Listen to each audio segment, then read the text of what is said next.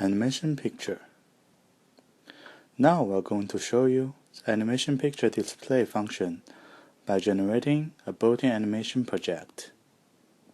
So the basic idea is, when you start up the equipment, the screen will display the following pictures one by one, and then stop at the main page.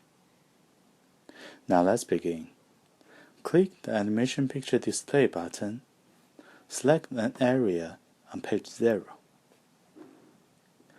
The key parameter is start picture position, stop picture position, and display time. We like the animation to show the picture one by one from number 30 to number 38. So we will set the start and stop position. The display time will be 200 milliseconds per picture. So we shall set 20 here. After made all sets down, we can save the project, generate config file, and use the effect preview function to check